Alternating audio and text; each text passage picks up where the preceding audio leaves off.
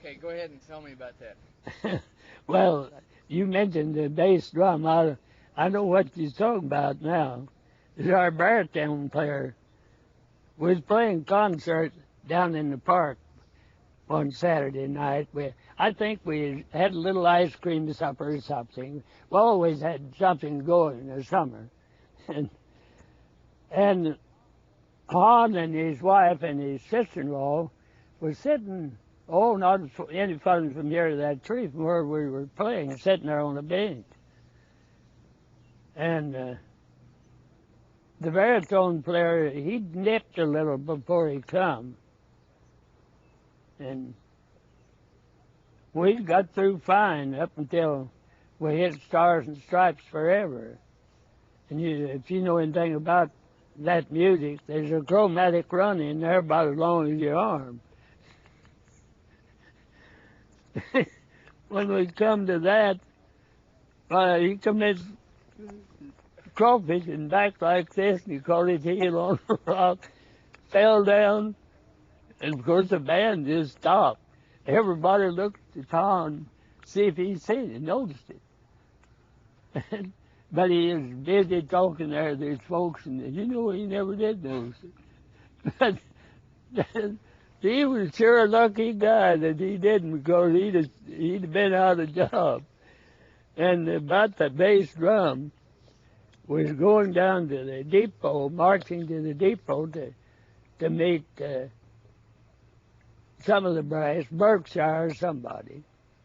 They was coming in. We always met them with the band.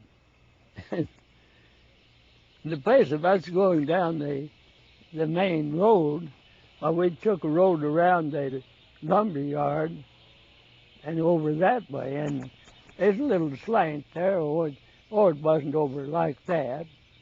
We was about halfway up it, and the drums were, of course, they wasn't playing, just the drums was keeping time. All at once, the drums stopped. Well, we all stopped. I was up right close to the front. I was playing trombone there. Everybody looked back. West where the drummer, now his picture's in that in there, sitting there with his drum, the very one he was riding. And we looked back, and he fell down. He had a big stomach, and he was laying right on his stomach on that drum, and he'd go over this way, and he'd try to push himself up. He just rocking backwards and forwards like that. And we had all just started howling, Watched him a little while. Some of the boys, the drum the harness was heavy, cowhide. The drum harness was, and he couldn't get to it. He couldn't get to the buckle. Some of the boys unbuckled him and helped him up. But I'll never forget that. That was the funniest sight I ever seen. He had such a big stomach, and that old big bass drum was about that tall. He just seesawing back and forth, trying to keep him. He'd push over and catch his feet, but he couldn't get enough toe hold to he'd get up. And he couldn't with his fingers. He'd just come over and just about so much with his fingers would hit the ground, he'd push up like that. I don't know how many times he'd done it before we all noticed it. I wanted to ask you some more about your opinions about Fishertown, and whether or not you think all in all it was a good influence on the area. Beg pardon? I was wondering whether or not you thought Fishertown, all in all, was a good influence on this area. Oh, yes, it sure was. It had a lot more influence on the area than in fact, Winona was just jealous of it. Now, at that time they were. I think now they know really what it meant to them. But at that time, they were a little bit on the jealous side. What did Fishertown give the people? what was it like to live there, and what did it add to the people's lives that they wouldn't have had if Fishertown, you know, if these mill towns weren't here?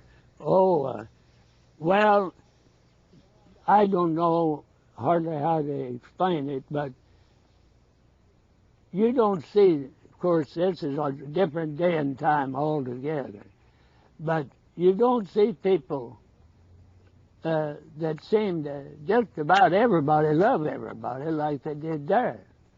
They just gang up, they'd go down to the depot, and the train come in on Sunday afternoon. That was a regular picnic, and things like that. If you look at those pictures in that book, why, you see just gang after gang that I have pictures. I took one. There's one in there that's in the bottom of a 150-foot sinkhole. And they used to gather down there. Then it's a nice place to visit. Young folks, of course. When would they gather? On what days and for why? And were there a lot of social gatherings? Oh yes, there's band practice 2 nights a week, and there's orchestra practice once a week, and they usually had something doing up at the hall, effort league, or of course on Sundays they had a big Sunday school. Sunday school pictures, there's a number of them in that history. I remember you talking about the plumbing and stuff like this. Is this the first time in these towns that people in this area had conveniences like that? Oh yes, I don't know of any of them. I don't know of any that ever. I was born out in the country there in Willow Springs, and I lived in Willow Springs about 2 years. And I lived on a farm north of Willow Springs until I was nearly grown, before we went to Birch Tree. But there's none of them that had anything like what we had in Fishertown. It was just, I don't know, the people seemed like they were all on a level, you know. And what weren't on a level, why, like the bookkeepers and the doctor and the ones, you know, that had the higher job, why, they put themselves down with the rest of them. They didn't, it wasn't no big using little me's. That was the difference. It was just, well, the only way I can explain it, it's just like you had a large family, and you'd all get together, and if you didn't have anything else to do, you could talk, and just together, just as long as they were together. Now you take, like I talking about the sporting. I had a shooting match twice a year, on Thanksgiving and Christmas.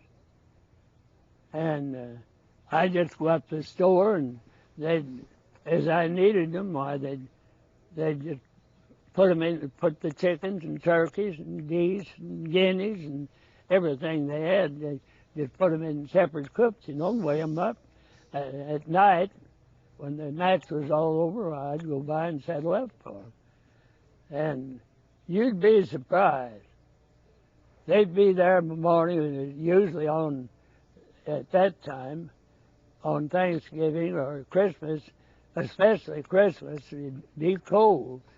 They'd gather up a lot of that rich lumber, that is, cut-offs from the lumber, and they'd have a big bonfire going, and it'd just boom, boom, boom, boom all day long. Lots of times I'd have 2 or 3 rounds of tickets. I'd put the price on my chicken or turkey or whatever it was, and enough to give me. I didn't make no big amount of profit because I was having fun too. And But I'd sell these shots, they called them, like it was a turkey, and there'd maybe be 10 that had tickets. 10 at 10 cents apiece. That was $1 for the turkey.